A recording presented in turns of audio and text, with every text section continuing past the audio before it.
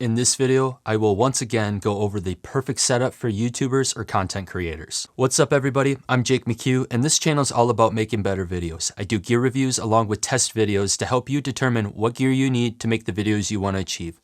If that's something that you may be interested in, consider hitting that subscribe button down below. A while back I made a video when I first made the setup I'm using right now, and I decided I should do a follow-up on that video and briefly go over how to put this together, how I use it, and some of the upgrades I made along the way. This setup was inspired by Caleb Pike from DSLR Video Shooter, and I will link to his video on this setup and his channel down in the description below, so make sure you check him out because he's the best. So to kick it off, I will go over how to build this setup, so let's jump right into it. Starting at the base of the setup, we have a rolling C-stand from Impact, and this is the best part of the setup because you can easily move this into a corner or a closet when not in use, and then put it back into position when needed. As you can see here, I have my C-stand weighed down by 2 sandbags, and this is important due to the fact that this setup becomes very top heavy, so for safety it is strongly recommended that you weigh it down. At the top of the C-stand, we will add one of the 2 grip heads that we will need for this setup, and then you insert the grip arm.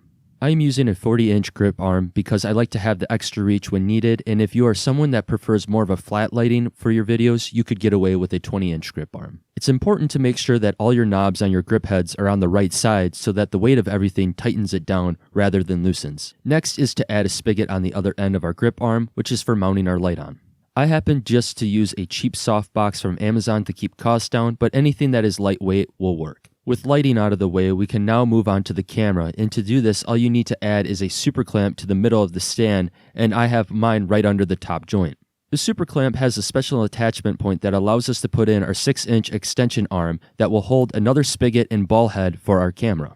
Now we can move on to our audio, and this begins with our Cardellini clamp, which attaches above the top joint on the stand. The next step is to add our second and last grip head that we will need to the other end of the Cardellini clamp, and then we can attach our mic arm directly into the grip head. You can extend the arm as needed and attach either a small ball head or just the mic itself. Whatever works here, but I just use a Rode VideoMicro once again to keep the cost down. And with having the mic just out of frame, it doesn't sound too bad. With having the microphone on a mic arm like this, we easily can adjust the position of the mic and move it just out of frame, which is important because we want it as close as we can to our subject. As always, we have an extension cable to connect our mic to the camera, and this takes us into our last part, which is cable management. For the cable management, I just use simple little Velcro ties to hold the cord in place on either the microphone arm for the mic or the grip arm for the light. The cord from the softbox then plugs into a cheap lamp dimmer, and this is to give us a little bit more control over key light. This easily just plugs into an extension cord, that way I can reach any outlet in this room.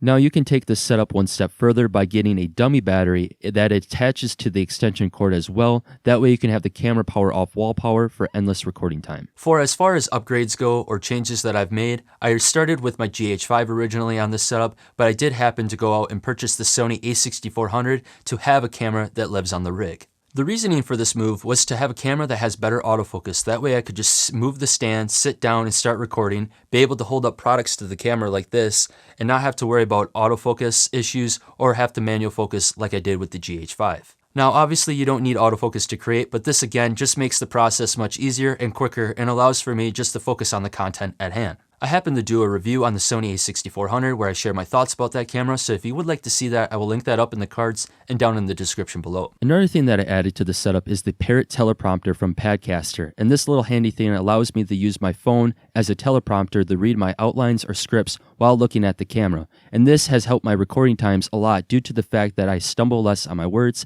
and it makes the videos have a little nicer flow to them. I happen to do a review on this teleprompter as well, so I will have that linked up in the cards and down in the description below if you want to check that out. The latest addition to the setup has been the dual USB power bank that I use to extend the battery life of my Sony A6400 since it isn't the greatest, and to extend the battery life of my iPhone 6s that I recently purchased to live on my teleprompter. To rig this battery pack to the setup here, I just use a Smallrig Clamp with a cell phone holder, and this makes it nice and easy to take off when I need to charge it. I have thought about upgrading my mic setup at times, but I found that I would have to invest a lot more money than I would like to have any huge amount of improvement in my opinion. If I didn't want something that required a battery or needed to be charged, then I needed phantom power or an audio interface to run some type of XLR microphone. Along with that, if you look at the Rode lineup, the mics that are in between the Rode VideoMicro and the Rode VideoMicro Pro Plus, the upgrade isn't marginal or an upgrade at all, in my opinion, to justify the increase in price. What is nice about the VideoMicro is that it's just plug and play, so you can just plug it straight into the camera and you're good to go,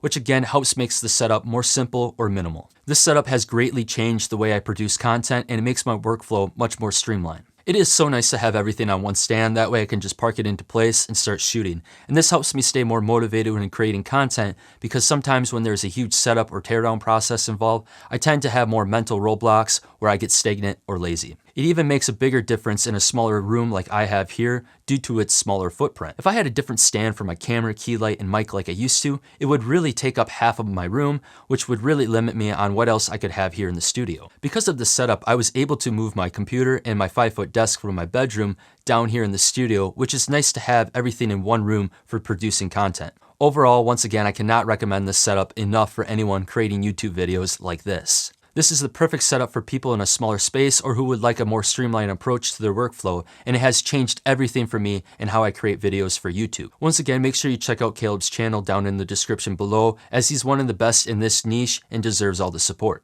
So that's going to do it for this video here. I hope you guys enjoyed it and got something out of it. If you like this video, make sure you hit the thumbs up button down below, subscribe if you haven't already, and make sure you hit the bell. That way you get notified when I drop future videos just like this one here. And last but not least, I will catch you guys in the next video. Peace.